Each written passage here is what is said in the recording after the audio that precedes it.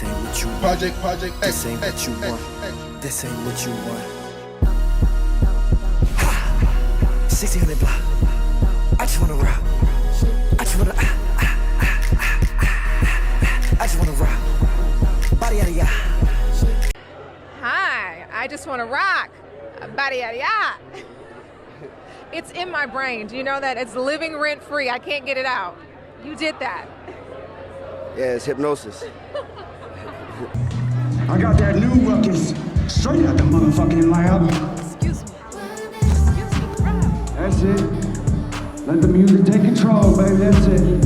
Round and round. Hey, don't listen to this shit. It's one of their songs. Woo! Yeah, that's it now. Come on. Urban Culture Decoded by The Black Dot, a critical analysis into the physical, mental, and spiritual state of a new generation. Remember that one's actions are a direct result of one's thinking, so if we want to know why our children act the way they do, we must first attempt to understand the source of their thinking. Hip-hop and rap are at the root of this thinking. Hip-hop set the foundation. However, rap, social media, drugs, violence, education, sex, and many other aspects have all become subcultures of the urban experience. These are the components of life that we who live in the urban environments have to face and navigate through on a daily basis. The lack of education and resources make music and drugs a viable second option. Whether we like to accept it or not, music, drugs, and violence have become a part of the culture due to the external conditions that make life difficult in the inner cities and other poor neighborhoods. Some may see this as an excuse as to why our youth act the way they do, but history has shown that when there's an influx of jobs, education, and opportunity, crime rates drop. When the people are constantly placed in survival mode, the results can and will be expressed in violent, criminal, and unethical ways. Hey, don't listen to this shit. It's one of their songs. Woo! Yeah, that's it now. Come on. Hi, I just wanna rock. Body yada yada. It's in my brain. Do you know that? It's living rent free. I can't get it out. You did that. Yeah, it's hypnosis. I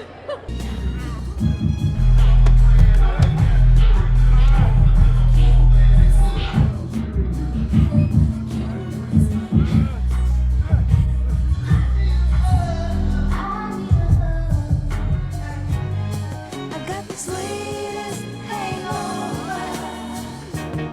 Yeah. Music is the driving force of this new culture. It gives birth to all the other avenues, the fashion we see, the products that are being marketed to us, and the overall commercialism of everything is a direct result of the music. The music promotes a lifestyle as well. Whether it's gangster music, hustler music, trap music, or sex music, the music is the law. When a song is played over and over again on the radio and the fans sing along, the words become a chant. We chant with intent. Consciously or subconsciously, we bring that which we are chanting about into existence. Now, the amount of people chanting and the frequency of the chant will determine the speed and rate in which the results will be achieved. Also, this process is further accelerated when the visuals are added via music videos, YouTube, etc. So think about the same song being played simultaneously across the country on thousands of radio stations, and you can begin to see the effects of the music through a different perspective. This process can also have a positive effect if the music and visuals are positive. But have you listened to the radio lately? At best, parents and teachers have to understand that music is a weapon, and in its natural state, a weapon is neutral. It can be used for good, protect, or evil, kill. In the case of hip-hop in the early 80s, we used it as a weapon to protest against police brutality, unemployment, and the many injustices that we were faced with on a daily basis. It was the only voice that we had at the time, so we expressed our frustration through dance, art, spoken word, and the drum. It temporarily relieved the pain. Just as our ancestors before us used music to escape the hardships of being slaves on a plantation, we too found solace in the muse. It became our insulation, protection from the outside world. As you can see, over the course of time, the barrel of the gun was pointed back at us, and hip-hop became a weapon of its own self-destruction. Eventually, the music began to function like a mind control program that fueled itself. Each generation was and is affected more than the one before it. evil motherfuckers. They some evil motherfuckers. I was wrong, y'all. We done crossed the Rubicon. This ain't no vanilla missionary shit. This some sex dungeon mint chocolate chip bukkake shit. Y'all realize what they doing, right? Experimenting on niggas. I was there. Nigga, mind control. The chicken, the communion, the perm cream. All the fuck with how we feel, what we do, what we think to control us. Why? Do it better. They Clockwork Orange niggas. We their target audience. We got to go. Growing up in the early 70s, we knew nothing about fast food, and when it was finally introduced into the lexicon of the inner cities, it was something that we got as a reward for graduating, winning a big game, or for other special occasions. Fast forward today, and the situation is totally reversed. Now you only get a home-cooked meal if you accomplish something extraordinary. A very important factor to consider when we talk about the emergence of fast food is when mothers were forced or chose to leave the home to make a living. This had an immediate effect on the food that the children ate. Moms no longer had the time to prepare home-cooked meals as often, so the convenience of fast food became a viable option. Some would say that this was a direct result of the women's liberation movement of the 60s and 70s, where women who felt that they were treated unfairly by men yearned to enter the work field and earn wages comparable to those of men. In terms of the African American community specifically, some would say this was a result of black men being locked up or unable to find work due to discrimination or the lack of work skills. Women from urban communities were forced to enter the corporate workplace and provide for their families. Remember, in urban communities, family is everything, and soul food was a catalyst. I believe that it was a combination of things that led to the demise of soul food and the rise of fast food. Some may say that we traded one evil for another. That may be true, but at least with soul food, we knew exactly what we were eating. Your plate had potatoes, collard greens, macaroni and cheese, and meat. There was no chemicals or processed food that you couldn't identify. So in addition to high blood pressure and diabetes, now we have been induced with foreign chemicals that have had an adverse effect on our bodies that we have yet to be able to fully diagnose. There's a chemical warfare being staged on everyone in this country, but it is concentrated heavily in the urban communities.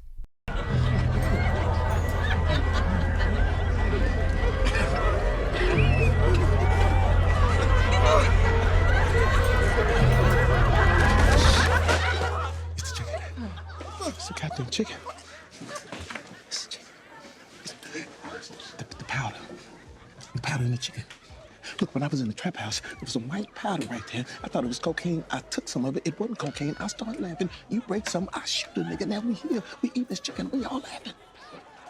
It's in fucking chicken.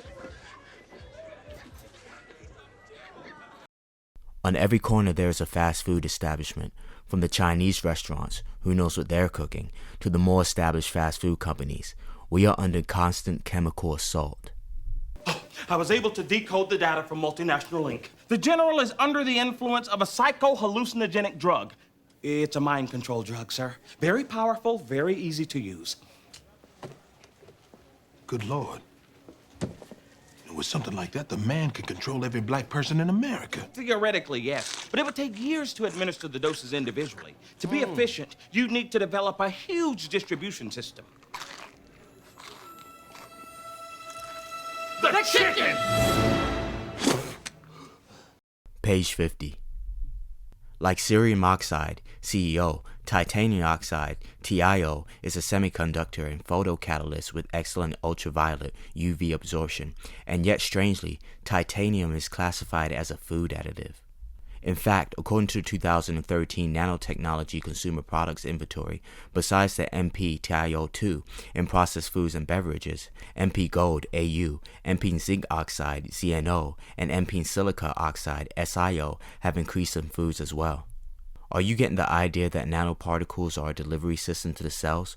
For example, gold MPs have an innate ability to bind the biomolecules and process excellent optical properties, photocatalytic, possibly for LiDAR, light detection and ranging, biotagging. Titanium is certainly not a nutrient, but Robin D.P. Watson's essay, The Nanoblenders Thesis, points to the fact that it is a semiconductor that could play into viral epidemics dependent upon the complex interplay between electromagnetic forces, 5G, and the already implanted food additive, titanium dioxide, known as E171. Not only does E171 shred the surface of vascular systems, but it is insoluble and bioaccumulates in organs, ready to be activated by 5G. Europe acknowledges that MP-TiO2 is a nanotechnology, but not the U.S. Food and Drug Administration, FDA, which calls it a nanoscale material, just a size thing. Word games. If we are what we eat, then we have become the guinea pigs of a new form of artificial intelligence. When we synchronize the food with the environment, along with the virtual world that we now live in, it becomes easier to control the thinking of the people who partake in that reality. By disconnecting us from the food and the land, we have become spiritually disconnected as well. Urban warfare is real. If it's in the Glen, they watching. And it's only here. Because I'm telling y'all, I looked at every single one of them screens, and they only watching places that's in our neighborhood. Man, who gives a fuck about the Glen? And that ain't it. Because your boy, he taking observations and shit. Notes. Like, about the chicken. What?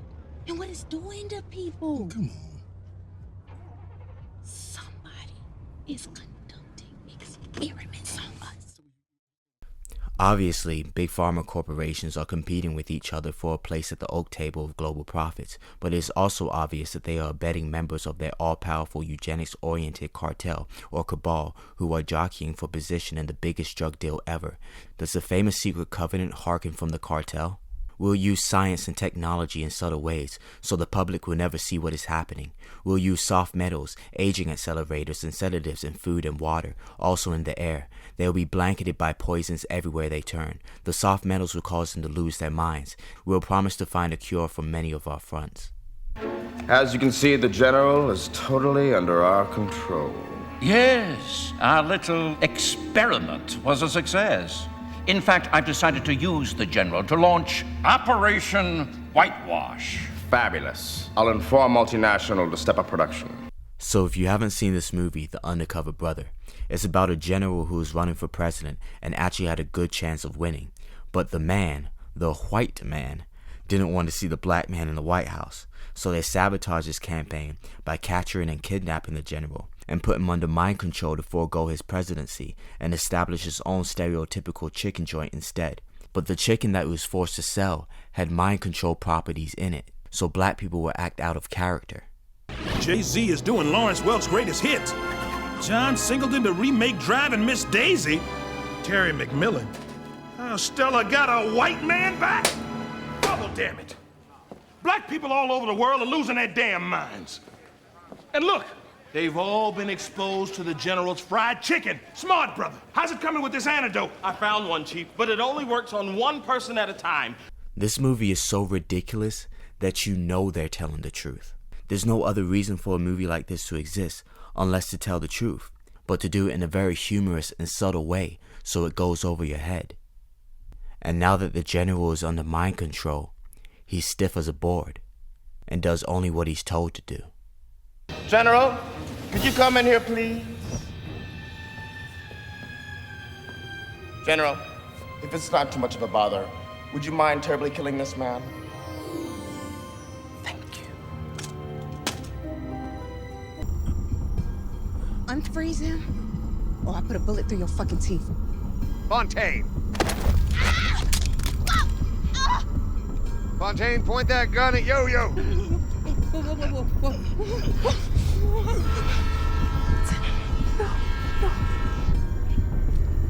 You know what my friend Chester, Fontaine, and Slick Charles all have in common? They're expensive. Page 225 in the book Behold a Pale Horse by William Cooper. For many years, the secret government has been importing drugs and selling them to people, mainly the poor and minorities. Social welfare programs were put into place to create a dependent, non-working element in our society. The government then began to remove these programs to force people into a criminal class that did not exist in the 1950s and 60s. The government encouraged the manufacture and importation of military arms for the criminals to use. This is intended to foster a feeling of insecurity, which would lead American people to voluntarily disarm themselves by passing laws against firearms. Using drugs and hypnosis on mental patients in a process called Orion, the CIA inculcated the desire in these people to open fire on schoolyards and thus inflamed anti-gun lobby. This plan is well underway and so far is working perfectly. The middle class is begging the government to do away with the Second Amendment. So the only reason I exist is to keep the place fucked up? Oh, Fontaine. Don't go glass half empty on me now. You're a goddamn patriot. As far as I'm concerned, you're Captain America. I have found that these events have indeed happened all over the country, in every instance I have investigated. The incident at the women's school in Canada, the shopping center incident in Canada, the Stockton, California massacre, the murder of Rabbi Meir Kahane. The shooters were all ex-mental patients or were current mental patients who were all on the drug Prozac. This drug, when taken in certain doses, increases the serotonin level in the patient, causing extreme violence. Couple that with post-hypnotic suggestion or control through electronic brain implant or microwave or ELF intrusion, and you get mass murder, ending in every case with suicide of the perpetrator. Желание. Ржавой. Stop. 12. Stop. Разведь. 5.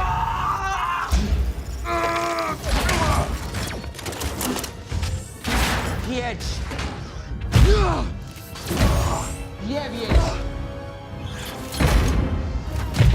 Dobre kacete. Возвращение на родину. 1. Грузовый вагон.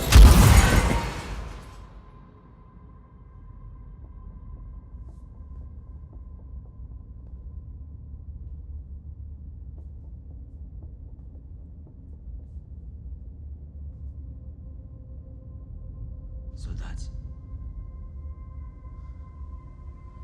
Я готов отвечать. Exhumed the bodies of the murderers and checked for the brain implant. I think you're going to be surprised. In every case, the name of the murderer's doctor or mental treatment facility has been withheld. I believe we'll be able to establish intelligence community connections and or connections to known CIA experimental mind control programs when we finally discover who these doctors of death really are. So, what's it gonna be? Option 3. Olympia Black. Olympia Black. I say those words, and you do what I tell you. I know it's unpleasant, having no control, feeling powerless. We all take autonomy for granted. But I really need you to understand your position here. We own you. Tonight we're asking, what in the world is up with Al Roker? And I asked this question with the utmost admiration and affection for Al Roker. I really like the guy. Now, a few days ago, on the Today Show, Savannah Guthrie and Matt Lauer were talking about an upcoming performance from Lionel Richie. Savannah Guthrie was saying that Lionel Richie takes her back to the days of junior high school dances, and then this happened. Will someone do the junior high hug dance? It's like this. You gotta make it real awkward. That's exactly how you have to have a certain amount of distance between the bodies exactly. in junior high. Yes, like they say in Catholic school, leave room for the Holy Ghost. Anyway, there is a lot of memories today, actually. It's a big day in music history. 35 years ago today, Elvis Presley passed away, the king of rock and roll. And as Mark Cohn says in his great song, Walking in Memphis, there's a pretty little thing waiting for the king down in the jungle room. Option 3. Olympia Black. Olympia Black. I say those words, and you do what I tell you. I know it's unpleasant, having no control, feeling powerless. We all take autonomy for granted. But I really need you to understand your position here. We own you. Bro, watch my nigga Jalen Rose, though. Look at my nigga Jalen Rose. Tell me that's a fucking robot or some shit. That ain't no fucking human being. Look at this nigga. He didn't move, blink, or nothing.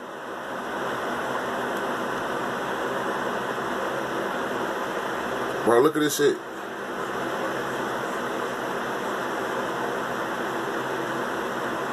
This nigga a robot too, man. They got my nigga.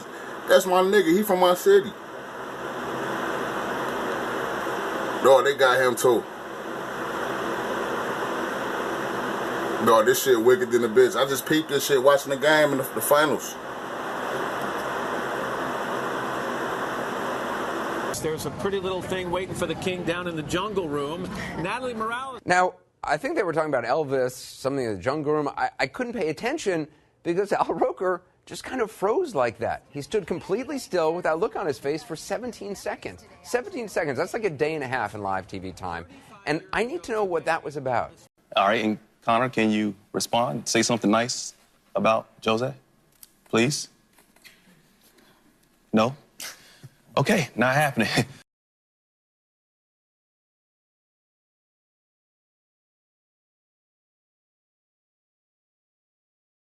There are many ways I can inflict pain on my opponent and put him away. How will Aldo try to attack Conor? Okay, well, Aldo's a very fast guy, and these guys have been wanting to get at each other. The big question is, can Aldo even get to Conor McGregor? Somebody that's got the footwork of Conor, the awkward styles, constantly is changing between an orthodox and a southpaw stance. So, if Aldo can come out here and try to... There are many ways I can inflict.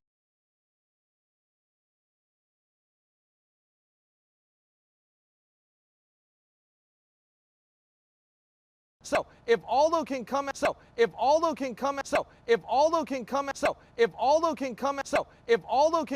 here and try. Option 3. Olympia Black. Olympia Black. I say those words, and you do what I tell you. I know it's unpleasant, having no control, feeling powerless. We all take autonomy for granted. But I really need you to understand your position here. We own you.